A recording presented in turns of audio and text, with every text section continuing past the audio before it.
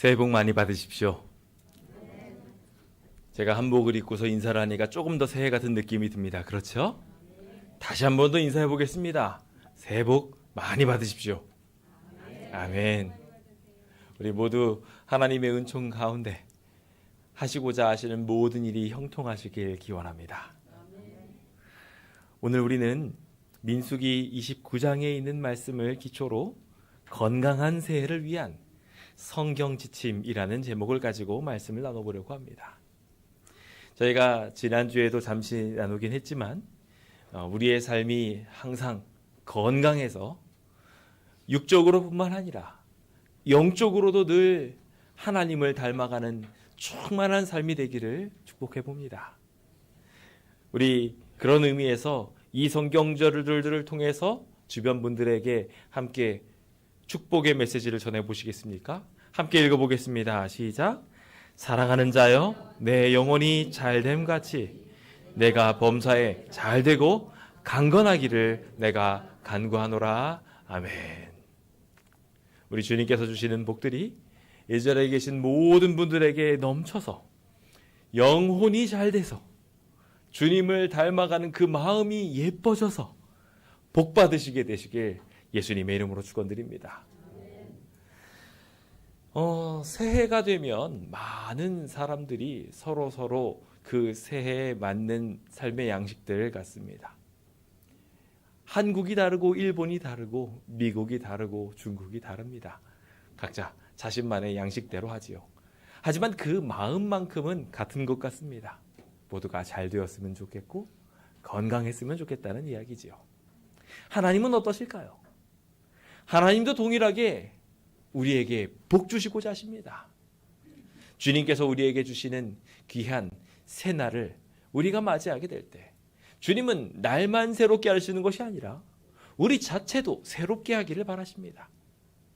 그래서 이 새해가 될 때 주님께서 주시는 놀라운 축복이 우리 안에 있게 되기를 주님은 그래서 독수리 날개치는 것처럼 힘껏 비상하며 꿈꾸며 힘있게 살아나가기를 주님께서 바라시는 것입니다. 우리 그 사실을 이 예배를 통하여 다시 한번 확인하며 우리의 좋으신 하나님을 경배하게 되시길 간절히 바랍니다. 고린도후서 5장 17절에 있는 말씀입니다. 함께 읽어보도록 하겠습니다. 시작. 그런즉 누구든지 그리스도 안에 있으면 새로운 피조물이라. 이전 것은 지나갔으니 보라 새 것이 되었도다. 아멘. 새해가 되었습니다. 이 새해는 우리에게 새로움을 줍니다. 단순하게 시간의 흐름의 변화가 아닌 우리의 마음의 변화를 이끌어내며 우리의 영혼이 잘됨으로 우리의 육신도 잘되는 놀라운 기적으로 이어지게 됩니다. 주님은 새로운 피조물로 우리를 삼기 위해 이 성경절들을 통하여 창조의 순간에 빛이 있으라 하셨더니 빛이 있었던 그 명령 그대로 우리에게 말씀하시기를 보라 새 것이 되었더라 라고 말씀하여 주십니다. 주님의 위대한 명령을 듣는 모든 자들은 이 시간 새로운 피조물이 될 것입니다. 이 자리에 계신 모든 분들이 그렇게 새로운 존재가 되어 정말 멋진 꿈과 희망들을 이루어 가시게 되시길 간절히 바랍니다. 새해는 어떤 날인가요? 새해가 되면 보통 무엇을 하십니까? 우리가 잘 아시다시피 복을 빌어주고 또 복들을 나눠주는 일들을 하시리라 생각합니다. 성경에서도 그와 같은 모습들이 등장합니다. 다윗이 나발이라 하는 조금 망나니에게도 복을 빌어주고 새해 복 많이 받으십시오 라고 이야기하면서 그들의 평안을 빌어주며 모든 소유가 번창하시를 빕니다 라고 인사하시는 이야기들도 등장합니다. 우리 주변에 계신 분들에게 아까 인사를 나누기는 했지만 다시 한 번 더 복을 빌어주시기 바랍니다. 하시는 일마다 잘 되십시오 라고 이야기하면서 가족들에게 손도 좀 잡아주시고 어깨 좀 토닥여주시고 교우들에게 건강하시라고 복도 좀 빌어주십시오. 그게 바로 새날에 해야 되는 새 안식일에 해야 되는 일입니다. 우리 장로님 혼자 계시니까 건강하십시오. 자, 이렇게 새해는 이렇게 복을 빌어주며 환하게 웃는 날입니다. 두 번째로 우리 또 어떤 날인가 곰곰이 생각을 해보니 새해 결심을 하는 날이더라고요. 그렇죠? 그래서 열왕기상 8장에 보면은요, 다른 많은 날들이 있었음에도 불구하고 새해가 딱 밝게 되었을 때 언약궤를 이제 들여오자 라고 하면서 언약궤를 들여오는 이야기들이 솔로몬의 이야기를 통해 들어옵니다. 다윗성을 향하여 올라오는 모든 모습들 속에 하나님께 영광 돌리고 찬양 돌리는 가운데 이제는 조금 더 말씀을 가까이 살아야지. 이제는 조금 더 하나님께 영광 돌리며 살아야지. 다른 사람들한테 하나님 말씀처럼 사랑 나누면서 살아야지. 라는 등등의 결심들을 하였지요. 우리 성도님들은 어떤 결심들을 하셨습니까? 좋은 결심들 많이 하셨나요? 우리 지금 한 해의 시작에 생각을 해두었던 결심. 문에 오늘 좀 살을 좀 빼봐야 되겠다부터 시작해가지고 제가 살 빼야 되겠다고 하니까 어떤 분이 이렇게 배를 만지시는데요. 저도 배를 좀 만져야 됩니다. 건강을 찾기 위한 여러 가지 결심들, 또 하나님을 더욱 닮아가기 위한 여러 가지 결심들을 이 시간 마음속에 떠올려 보시면서 저를 따라하시기 합니다. 그래, 결심했어. 다시 한 번 더, 그래, 결심했어. 이 결심 꼭 이루시길 예수님의 이름으로 축원드립니다. 오늘 이렇게 새해를 보내는 것입니다. 그러면 우리에게 기쁘고 행복한 일들이 넘치게 될 것입니다. 성경은 이와 같이 우리가 일반적으로 아는 새해의 결심, 새해의 복비는 그러한 모든 이야기들도 다루고 있지만 동시에 주님께서 명확하게 새해가 되면 어떤 삶을 살아라 라고 명령하신 게 있었습니다. 그거 알고 계십니까? 하나님께서는 어떻게 새해를 보내라고 하셨을까? 우리 함께 그 사실을 살펴보기 원합니다. 부디 그것을 통하여 건강한 새해, 하나님이 바라시는, 하나님이 우리에게 주시고자 하는 축복을 넘치도록 경험하는 그런 새해들이 되시길 예수님의 이름으로 축원드립니다. 그것을 알기 위해서는 언제가 새해인가부터 좀 알아야 합니다. 이스라엘의 달력을 보면은 이스라엘에는 3대 절기가 있었습니다. 우리가 잘 알고 있는 유월절, 성령의 시작이지요. 그래서 하나님께서 하나님의 백성들에게만 주신 거룩한 달력, 성령의 시작은 이제 유월절을 기점으로 해가지고 유월절을 맞이하는 시간부터 유월절을 보내는 시간까지 자연스럽게 진행이 됩니다. 말 그대로 하나님이 하나님의 백성들을 구원하심으로 시작된 달력인 것입니다. 그래서 그렇게 달력이 이루어지는데 이것은 이스라엘 백성들이 하나님의 말씀을 쫓아 살아나가기 위해서 활용하는 이제 종교적인 달력이었습니다. 일반적으로 사용하는 달력은 아니었죠. 근데 일반적으로 백성들이 사용하는 달력을 민간력이라고 합니다. 민간력이라고 하는 달력을 이제 유월절을 지나서 77절, 맥출절 지나서 그 기간이 지나고 난 뒤에 이제 새로운 절기를 맞이하면서 3대 절기 중에 하나인 초막절을 맞이하게 될 때 마찬가지로 시작이 되는데 그것에 이스라엘 백성들의 6개월이 지나고 난 뒤, 그러니까 1년이 있으면 1년의 반이 지나고 난 뒤 7월이 시작되게 될 때 그 7월의 정월 첫째 날을 바로 그렇게 새해로 딱 맞추어서 진행하도록 하나님께서 하셨습니다. 그래가지고 그 성력 7월, 성경에 보면 그래서 7월이라고 기록돼요. 성경은 거룩한 책이니까 성력에 따라서 기록되거든요. 그래서 7월에 라고 기록되어 있는 것은 우리가 이렇게 이해하시면 됩니다. 민간력 1월에 라고 생각하시면 됩니다. 그래서 그 민간력 1월이 시작되는 그때가 바로 장막절 기간이고요. 그 장막절 기간을 통해 가지고 하나님께서는 새해를 맞이하는 방법들을 하나님 백성들에게 가르쳐 주셨습니다. 달력 이야기가 조금 복잡하게 느껴지셨을지 모르겠지만 간단하게 말하면 이스라엘 백성들한테 있어서 민간력 1월은 성력 7월이었고 그 성력 7월에 한 일들, 하나님께서 그렇게 그때 하라고 한 명령들이 새해를 맞이하는 방법이라는 것입니다. 자, 그럼 그 새해를 어떻게 하면 잘 맞이할 수 있는지 좀 우리 함께 생각해 보고자 합니다. 이스라엘 백성들은 이렇게 절기들을 가졌는데 우리도 절기를 가지고 있죠. 여러 가지 날짜들을 정해서 쉽니다. 왜 쉬나요? 3.1절 왜 쉽니까? 3월의 첫째 날이라서 기념하는 건가요? 아니잖아요. 우리가 다 기억하는 게 있죠? 다 같이 독립 만세 하면서 아주 열심히 외쳤던 거. 10월은 무슨 날이 있나요? 개천절이 있습니다. 왜 개천절인가요? 이 땅이 드디어 펼쳐지고 이 세상이 시작됐다 하면서 말 그대로 국가가 시작된 날처럼 생각하기 위해서 그렇게 있는 것입니다. 그렇죠? 자, 그렇다면 성역에서도 마찬가지의 의미들이 있을까요? 없을까요? 있습니다. 그래서 6월절은 하나님께서 이 백성들을 구원해 주신 것이고 그들이 처음 열매를 거두어서 그것을 가지고 하나님께 영광 돌리면서 감사하는 마음을 흔들었던 것을 초실절로 잡은 것입니다. 우리에게 양식 주시는 하나님을 만나려고. 그리고 장막절, 그 절기에 앞서 나팔절과 속죄절들을 주신 것은 하나님께서 다 의미가 있으셔서 우리한테 주신 것입니다. 그 의미들을 바로 이해하는 것이 이 새해를 맞이하는 온전한 비결이라 할 것입니다.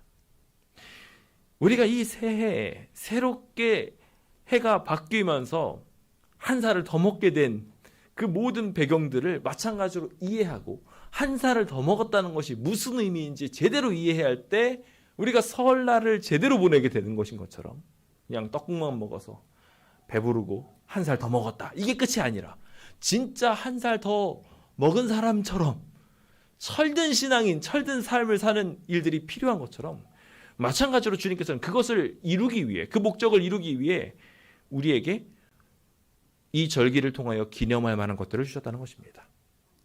어떻게, 무엇을 말씀하고 계실까요? 우리가 함께 그 사실을 함께 살펴보면서 하나님이 기억하라 하신 것, 그래서 그 기억하는 것을 통해서 올 새해를 더 건강하게 보낼 수 있게 하실 방법들을 함께 좀 살펴보도록 하겠습니다. 그 귀한 기별들을 통하여 이 자리에 계신 모든 분들이 올 한 해 2024년을 건강하게 시작해 보시길 예수님의 이름으로 축원드립니다. 자, 그렇다면 첫 번째는 무엇일까요? 사실 이스라엘 백성들에게 그냥 1월 1일 딱 하루만 쉬라고 하지 않으셨습니다. 우리도 연휴처럼 연결이 돼 있죠. 중국 같은 경우는 거의 한 달 가까이를 그들의 명절 기간으로 보냅니다. 마찬가지입니다. 주님께서도 동일하게 우리에게 그와 같이 절기들을 연결시키셔서 하나님이 바라시는 목적들을 향해 달려나가게 하셨습니다. 그 첫 번째는 바로 나팔절입니다. 1월 1일, 민간역 1월 1일이 되면 나팔을 부 하고 불면서 새해가 밝아왔다는 것을 알려줍니다. 함께 성경절 읽어보도록 하겠습니다. 읽어볼까요? 시작. 일곱째 달에 이르러서는 그달 초하루에 성회로 모이고 아무 노동도 하지 말라. 이는 너희가 나팔을 불 날이니라. 아멘.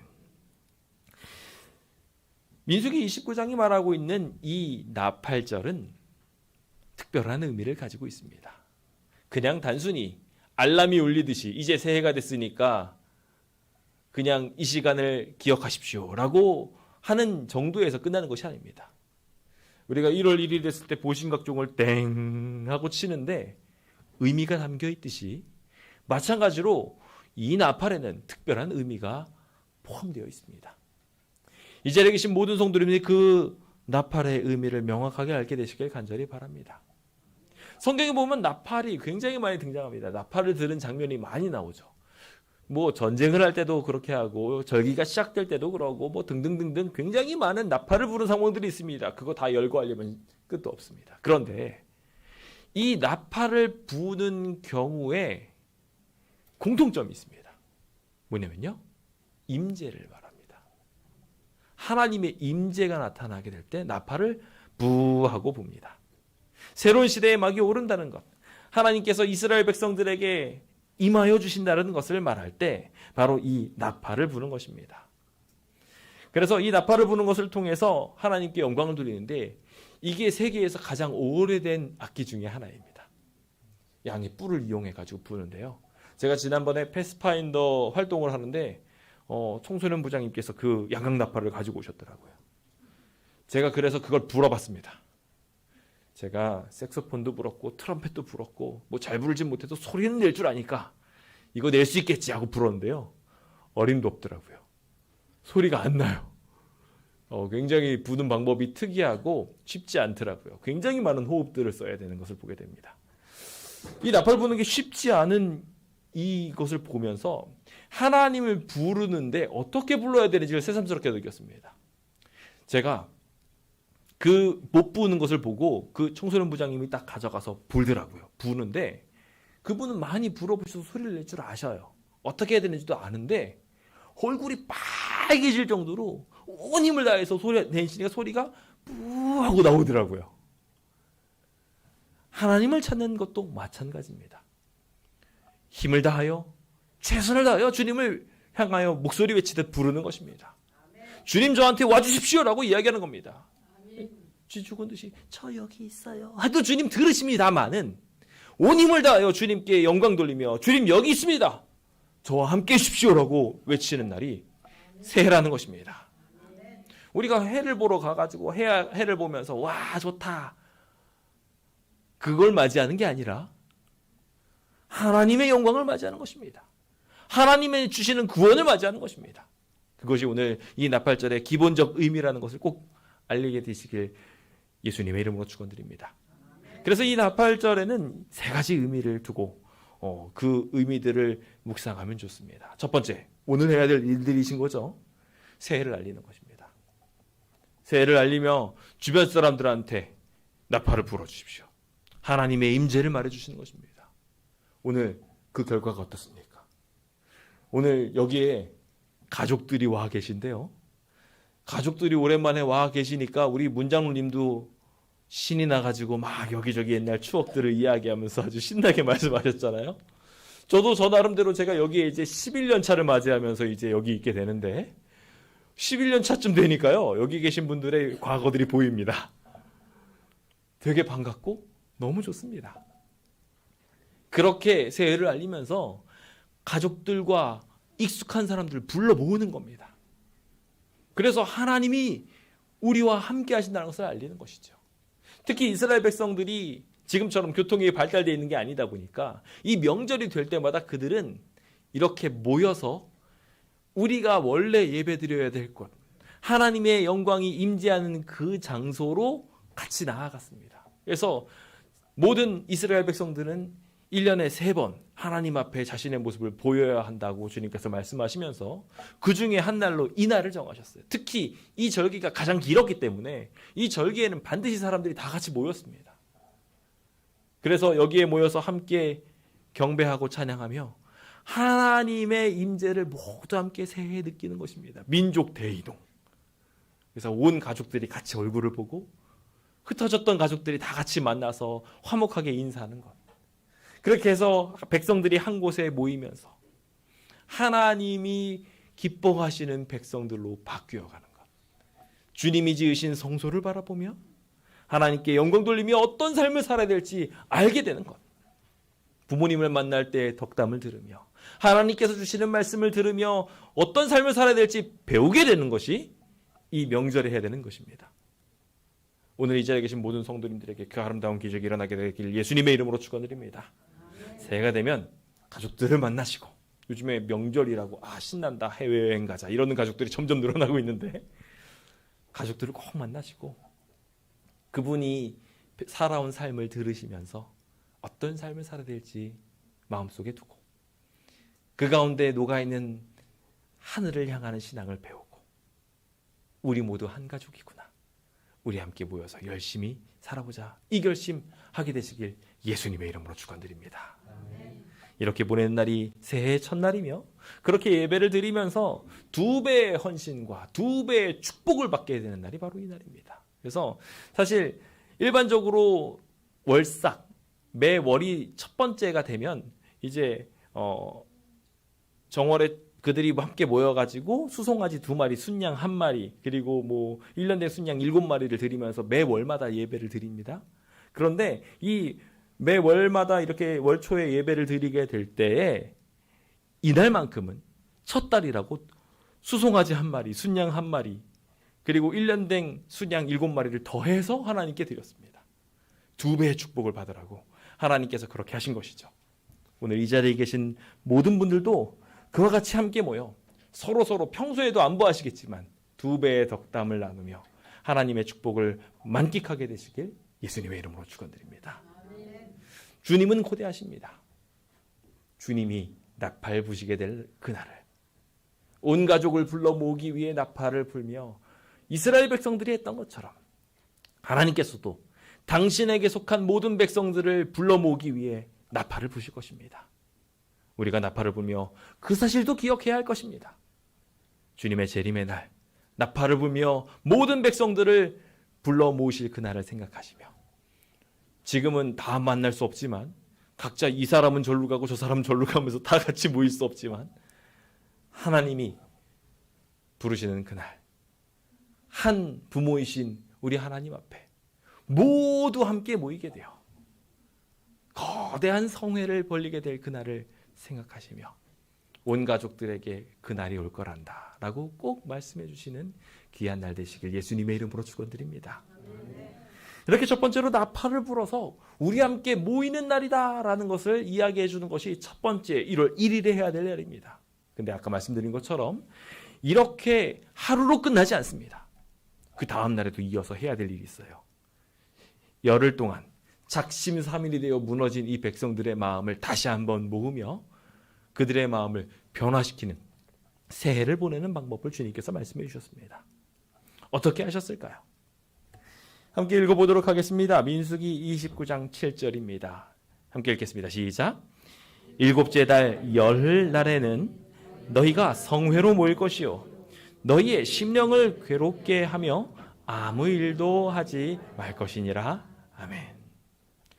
자, 이제 명절이 보내게 되는데 명절을 보내고 나는 그 모든 과정들 속에 흥미롭게도 열흘째 되는 날은요, 이 즐겁고 기쁜 날에 가족들이 만나가지고 다 같이 행복한 이 날에 심령을 괴롭게 하라고 말하고 계십니다. 모이면 어떠십니까? 가족들이 모이면은 일단 기쁘고 좋습니다. 얼굴도 오랜만에 보니까 좋죠. 그런데 조금 시간이 지나면 어떻게 될까요? 한 하루가 지나고 요즘엔 벌써 하루 이틀 사흘만 되면 벌써부터 조금씩 싹이 나기 시작합니다. 불편해요. 빨리 집에 가고 싶어요. 나랑 다른 사람, 나랑 조금 차이가 있는 사람들을 보면서 내 욕심대로 살고 싶은 마음들이 생깁니다.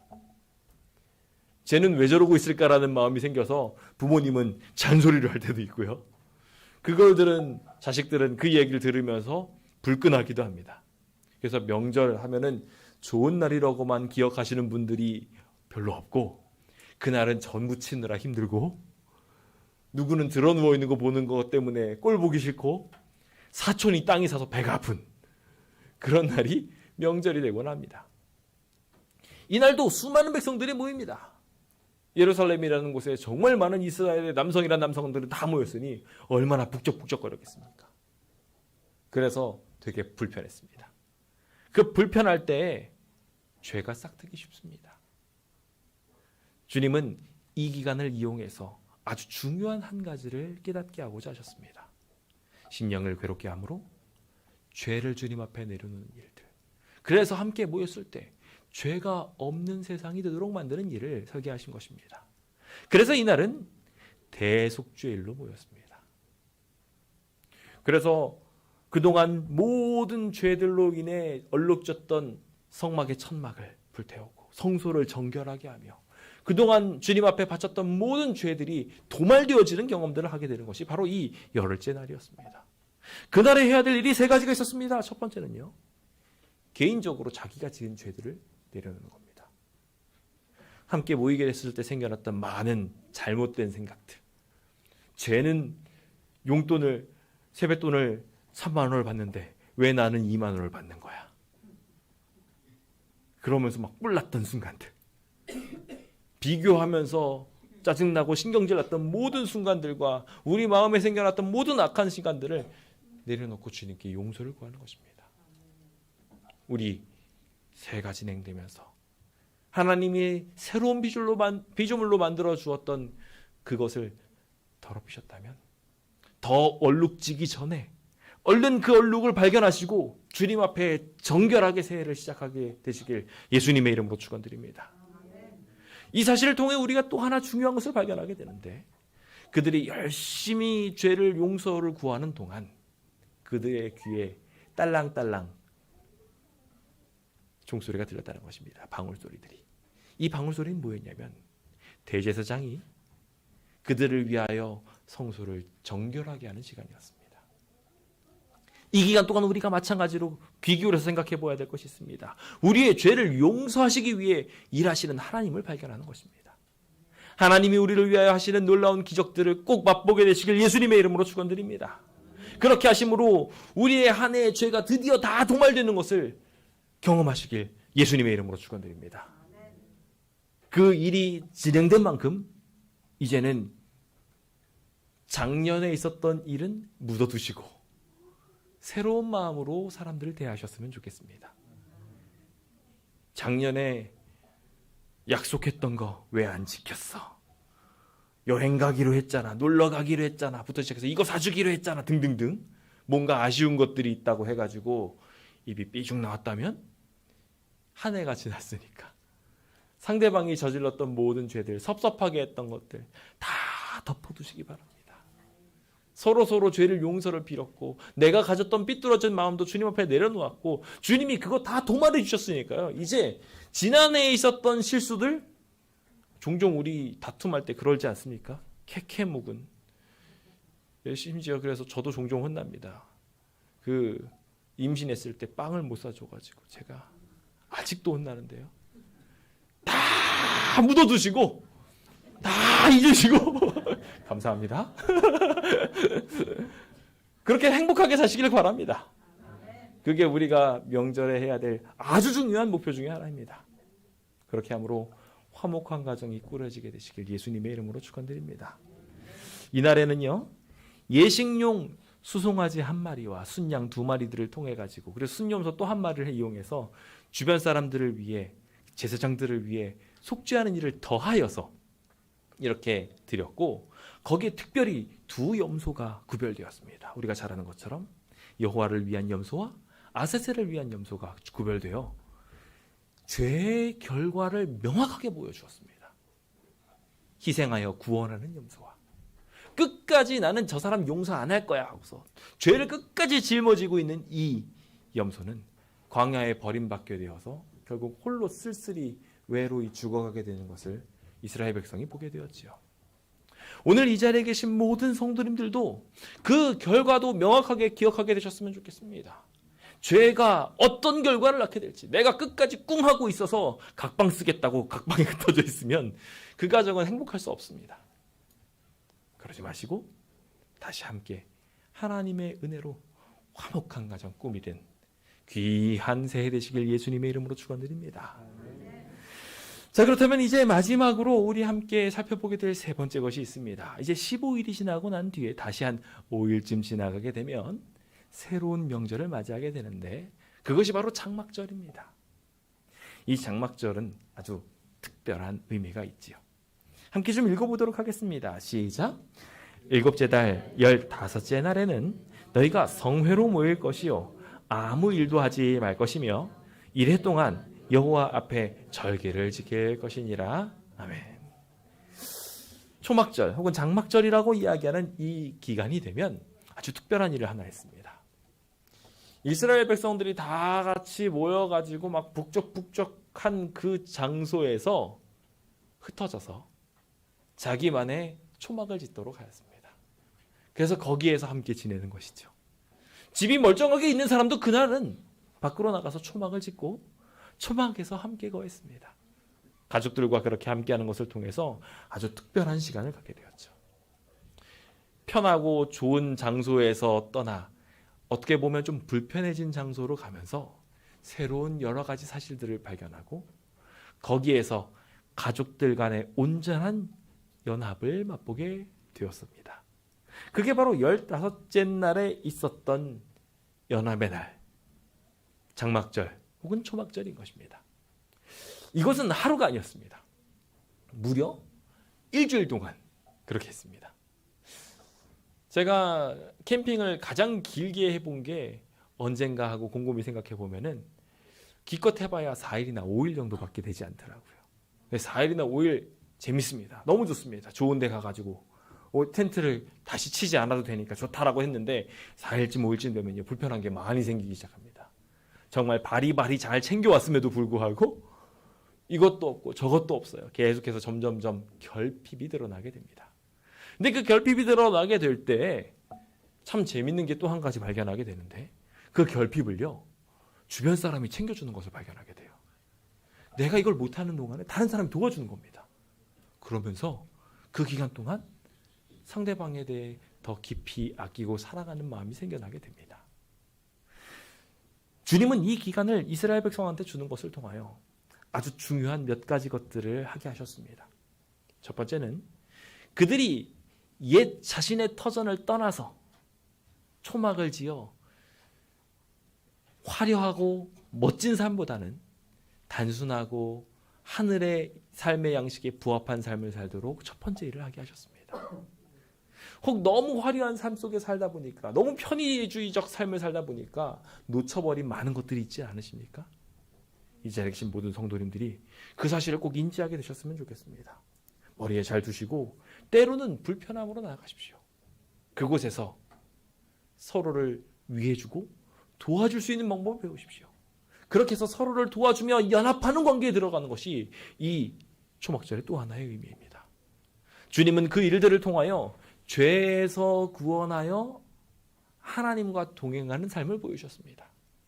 나중에 하늘나라 가면은 어떤 집을 지으실 것 같으세요? 하늘나라 가면은 나는 이런 집을 지어보고 싶다 생각하신 것들 아마 다 계실 겁니다. 막 금으로 막 이것저것 막 해가지고 멋지게 만들어가지고 막 멋지게 한번 살아봐야지. 물론 그런 집도 있을 것입니다. 보면은요 하나님께서 우리한테 지어주신 새 예루살렘 성에 우리의 집이 있다고 표현했어요. 근데 동시에 성경에 보면요 또 다른 하늘의 집이 표현되어 있는데 그 묘사를 자세히 보면요 영락없이 초막이에요. 아담과 하와는 어떻게 지냈을 것 같으세요? 아담과 하와가 지냈던 걸 보면요 하늘을 지붕 삼아서 살았다고 표현합니다. 여기 계신 많은 분들이 높은 지붕의 집을 멋지다고 말하면서 나는 이런 멋진 홀을 가진 삶을 살았다고 자랑하실지 모르지만 아담한테는요 세 발의 피입니다. 아담은요 궁창을 지붕으로 이고 살았습니다. 거기에 장식은 행성들로 장식을 해놨습니다. 그런 멋진 삶을 그는 살았어요. 우리도 그렇게 살게 될 것입니다. 하늘에서 주님이 사실 그 아름다운 초막의 삶을 다시 한번 떠올려 보며 어떻게 보면 결핍한 것처럼 보이지만 모든 것을 가진 그런 멋진 삶을 우리 모두 가져보는 것입니다. 그런 삶을 꿈꾸고 그런 삶을 계획하는 것이 초막절의 기간이에요. 그래서 내가 이 세상에 있는 많은 편의주의적인 것들에서 좀 벗어나서 잠시 좀 핸드폰도 좀 내려놔보고 우리 제일 문제가 이거죠. 그렇죠? 다 같이 가족들이 모여도 뭐 하고 있어요? 이거만 이렇게 이런 잠시 내려놔보고 가족들이랑 같이 사랑의 이야기를 하면서 연합하는 과정들을 이 새해에는 꼭 경험하게 되시길 예수님의 이름으로 축원드립니다. 그 일들을 통하여 최종적으로 이 초막절에 뭘 하게 되냐면요 하나님과의 동행을 하게 됩니다. 주님이 이스라엘 백성들이 출애굽하는 동안에 장막에 거하는 내내 그들이 모든 길을 걸어갈 수 있도록 불기둥과 구름기둥으로 보호하셨습니다. 그 보호의 모습은 그들의 장막 전 진영에 맺혀져서 그곳에 불뱀이 침범하지 못했고 추위도 더위도 들어올 수 없었습니다. 심지어 옷도 헤어지지 않았고요. 신발도 망가지지 않았습니다. 하나님의 완전하신 보호하심이 바로 이 초막에 있었던 것입니다. 이 자리에 계신 모든 성도님들도 그런 하나님의 임재를 경험하게 되시는 아름다운 주의 백성 되시길 예수님의 이름으로 축원드립니다. 장차 우리가 하늘에 가게 될 때 그 하늘에서 주님을 만나면서 그곳에서 얼마나 멋진 시간들을 보내게 되겠습니까? 참 재밌는 것은 이게 제물을 드릴 때의 멋진 모습으로 등장합니다. 마치 처음에 14마리로 시작했던 이 13마리로 시작했던 수송아지가 하나씩 줄어듭니다. 13, 12, 11 하면서 카운트다운을 하듯이 하나씩 줄어듭니다. 그러면서 완전 숫자인 7에 딱 도달하게 되었을 때 그들의 절기가 마무리되고요. 마지막 8번째 날에 다 같이 모여가지고 예배를 드리면서 장막절을 마무리 짓습니다. 마치 주님 오실 날을 생각하면서 카운트다운을 세듯이 주님이 오실 그날을 헤아려 보시는 귀한 초막의 시간도 갖게 되시길 예수님의 이름으로 축원드립니다. 주님이 우리와 함께 하실 것입니다. 그 귀한 초막에서 우리 함께 행복을 맛보시는 귀한 날 되시길 간절히 바랍니다. 이제 저는 말씀을 마무리 지으며 새해에 우리가 가져야 할 한 가지 마음, 그거를 갖고자 합니다. 새해가 되면 한 살을 더 먹습니다. 제가 주변 분들한테 물어서 한 살을 더 먹으신 게 어떠십니까? 라고 이야기하면 애들 빼놓고는요 다 싫다고 그럽니다. 내가 또 한 살 더 먹었어 라고 이야기하면서 신음을 하시는데요. 사실 우리는 영생을 하게 될 존재들입니다. 이제 새해를 맞이하게 되면 우리는 그 한 해 더 저 영생에 가까워지게 된 것이며, 동시에 시간의 개념을 새롭게 보며 하나님께서 주시는 영생을 증거로 삼으며 살게 되는 놀라운 기적의 삶으로 바뀌어야 할 것입니다. 이 자리에 계신 모든 성도님들이 그 일들을 증거 삼고 그 일들을 믿음으로 삼으며 한 해 더 나이 먹은 게 아니라 한 해 더 주님께 가까워졌다고 믿게 되시길 예수님의 이름으로 축원드립니다. 죽을 운명을 생명으로 바꾸신 주님께서 천사장의 나팔을 뽑으시며 우리의 모습을 변화시켜 죽은 자들을 변화시켜 하나님의 모습으로 일으켜 세우실 것이고, 공중으로 끌어올려 항상 주와 함께 있으리라 하신 그 일들이 이루어진 것이 바로 이 새해 절기와 딱 맞아떨어지는 것들입니다. 데살로니가전서 4장에 등장하는 이 죽은 자의 부활에 대한 메시지가 그대로 어디에 연결돼요? 지금 이 장막절 절기에 쫙 연결되는 이야기인 것이에요. 새해 절기에 연결된 것이 바로 그것인 것입니다. 주님이 우리를 구원해 주시는 그날 우리 함께 하나님과 동행하게 될 것이라고 믿게 되시길 예수님의 이름으로 축원드립니다. 거기서 부르게 될 새 노래로 함께 기뻐하며 하나님이 만물을 새롭게 하신다는 것을 경험하게 되시는 그 맛보기가 되는 설날 되시길 간절히 바라면서 오늘 모든 말씀을 마치겠습니다. 감사합니다.